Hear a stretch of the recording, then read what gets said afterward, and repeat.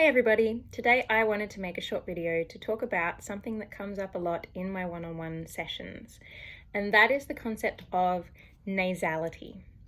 So quite often when someone comes in for a first session and I ask them what kind of things they'd like to work on with their voice, something that they say is, I feel like my voice is too nasal. I often have to ask a few questions to really understand what they mean by nasal, because different people will use that word to mean different things.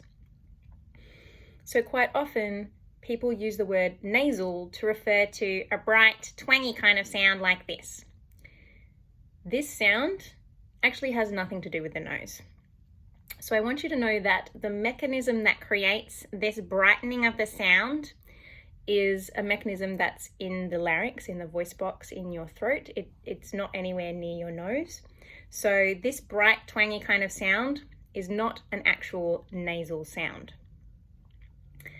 An actual nasal sound has this kind of sound. It's a dulled and dampened kind of sound. And this happens when our soft palate, otherwise known as the velum, comes away from the back wall of the throat, so that our sound and air is coming not just through our mouth, but also through the nose. And the nose actually dampens and dulls the sound, so it becomes this kind of more dulled and dampened sort of sound. There's actually less brightness in it. So if you are referring to a nasal sound, just have a think about whether you mean a bright kind of sound or a more dulled kind of sound. And are either of these wrong or right, good or bad? The answer is no. There's no wrong or right or good or bad with singing.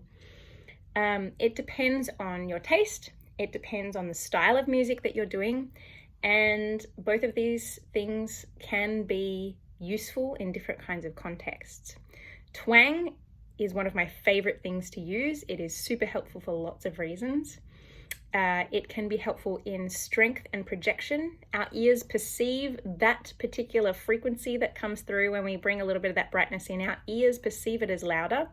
So it's something that can be really helpful in strength and projection of the voice. It can help with clarity of the sound. It can help with closure of the vocal folds. So if you find that you tend to have a bit of a breathy sort of sound when you're singing, adding a little bit of twang can help the vocal folds to zip up and create a clearer sound and reduce that breathiness. It can be really helpful for blending as you go between the different registers of your voice. So from your lower register, you might find in the middle you've got a bit of a gear change, and the upper register is a very different kind of sound and quality. So if we want to mix and blend between these two parts of the voice, using a bit of twang, particularly as you get up into the higher part, is something that can be part of the approaches to doing that blending and mixing and creating less of a significant contrast between those parts of the voice. And twang is also one of the things that can be really helpful for making high notes feel heaps easier.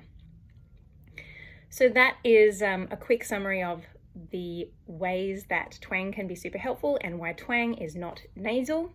Remember that with twang, like when I'm demonstrating it, I'm doing quite an extreme version of it. So that would be like on a scale of 1 to 10, that would be a 10 out of 10 of twang. Remember that it doesn't have to be a 10 out of 10. So if I'm singing a phrase or a line,